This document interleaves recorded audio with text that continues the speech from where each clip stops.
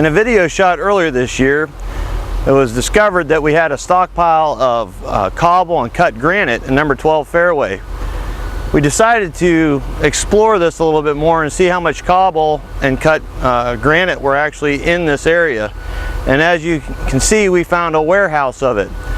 There are sizes ranging from 5 by 5 up to pieces that are 6 feet long and 4 feet across.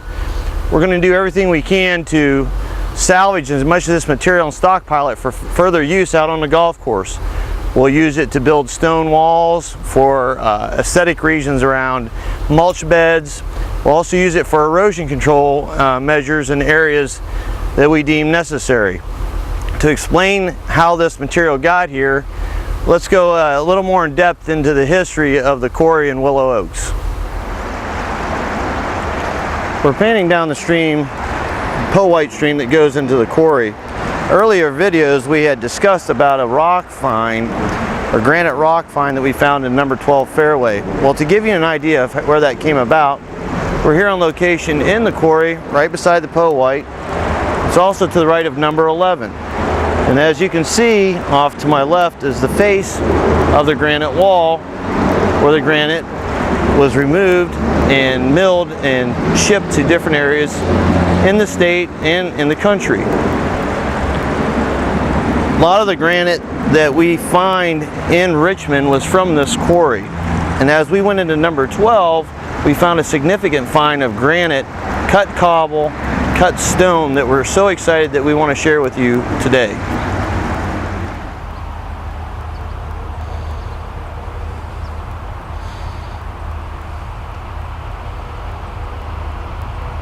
Once it was determined by the workers on where they wanted to make their next precision cut, they'd often take a star chisel or star punch and create a large hole. They do this by taking sledgehammers and pounding that device down through a section of granite. Once they have a hole created, they would either load it with gunpowder or dynamite and blast it out of the quarry in order to loosen up these chunks. The chunks then were transported up to this area for their refinement into smaller, more precision pieces.